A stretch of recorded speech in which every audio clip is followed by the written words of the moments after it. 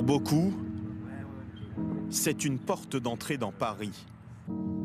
Pour eux, c'est une impasse dont ils n'arrivent plus à sortir. La colline du crack. C'est un peu comme un petit supermarché qui fonctionne 24 heures sur 24. Tout au nord de la capitale, porte de la Chapelle, coincé entre les bretelles du périphérique et l'autoroute A1, un terrain vague devenu depuis une quinzaine d'années le repère de centaines de toxicomanes tombés dans l'enfer du crack. Celui que nous appellerons Mathieu en fait partie. À 40 ans, ce père de 2 enfants s'y rend 3 à 4 fois par jour. Moi, à la colline, j'y vais depuis environ 1 an et demi. En fait, voilà, c'est le lieu le plus pratique pour acheter du crack. Il y a des tentes, des baraques et tu vas acheter à qui tu veux, quoi. Je suis tombé un peu dans ce piège voilà, de ce produit qui occupe, je te dis, qui te... Mais dans le même temps, j'ai conscience que c'est une folie, qu'il faut vraiment que j'arrête parce que je vois les dégâts que ça fait. Le produit, le voici. Donc ça, alors on appelle ça la galette ou on appelle ça le caillou aussi. Le crack, c'est un mélange de cocaïne et d'ammoniac ou de bicarbonate de soude.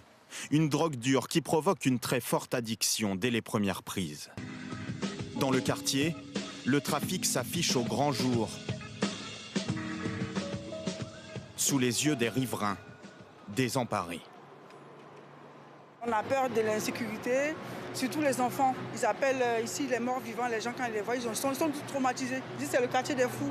Donc pour vous dire que voilà, c'est insupportable et personne ne réagit, c'est ce que je ne comprends pas. Moi, on m'a cassé la porte plusieurs fois, les boîtes à lettres, et j'habite juste à côté. Depuis 25 ans que j'habite là-bas, ça s'était jamais produit. Ça devient invivable, ce quartier ? Invivable. Nagui Maouchiche tient cette brasserie depuis une dizaine d'années. La plupart du temps, sa grande terrasse est vide. Car lorsque 2 clientes s'installent... Faut pas demander ici, vas-y.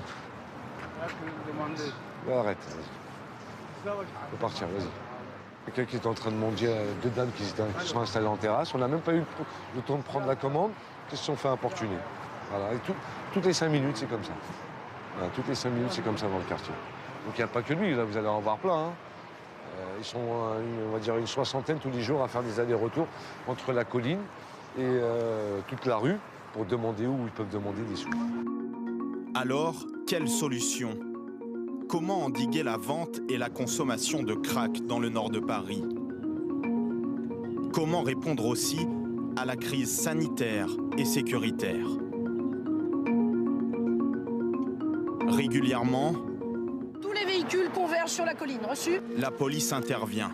Ce jour-là, 50 policiers encerclent la colline. Oh, à mon avis, ils sont une bonne centaine. Hein. Je pense qu'il y a une bonne centaine de personnes. 3e opération de contrôle depuis 2 mois pour la commissaire Emmanuelle Auster. Ça vient d'être découvert en détention sur un individu qui se trouvait sur la colline. Compte tenu de la quantité, il y a plus de chances que ce soit un reliquat de vente ou un petit vendeur plus qu'un consommateur, parce qu'il y a quand même pratiquement une petite dizaine de cailloux. Et en tout cas, à chaque caillou ou à chaque galette correspond pour nous, policiers, généralement à un consommateur. 10 personnes sont interpellées. Les autres sont contrôlées, recensées. Vous avez un domicile? Donc pour le moment, vous êtes SDF? Beaucoup sont sans abri. Tous doivent quitter les lieux. L'opération se déroule dans le calme. Seul un toxicomane menace de se jeter du haut de ce pont, vite rattrapé par les policiers. Mettez-y-vous à plusieurs! Voilà! Depuis quelques mois, une autre problématique s'y est ajoutée.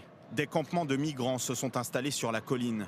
Et la commissaire le confirme, certains réfugiés sombreraient eux aussi dans la dépendance. Sur ce même espace, vous avez d'un côté les toxicomanes de la colline et de l'autre, vous avez ici une implantation de migrants. Ce sont des populations qui ne se mélangent pas théoriquement, même si la loi du marché en matière de trafic a fait que de plus en plus de migrants, malheureusement, tombent dans la toxicomanie par un processus simple. Le premier caillou de crack, la première galette de crack est gratuite. Donc la personne consomme son produit, devient extrêmement dépendante rapidement et les produits suivants sont payants. Comme chaque semaine, la colline est nettoyée par la mairie de Paris. Mais l'opération de police n'est pas encore terminée que déjà, plusieurs toxicomanes reviennent sous les yeux de la commissaire. Il est clair qu'il faut aussi une réponse sanitaire et sociale. Là, vous venez de les contrôler et ils se réinstallent entre deux bretelles du périphérique. Effectivement, ça se passe et ça se passe relativement rapidement. Un éternel recommencement. Les associations mettent en avant le nécessaire accompagnement des consommateurs de drogue.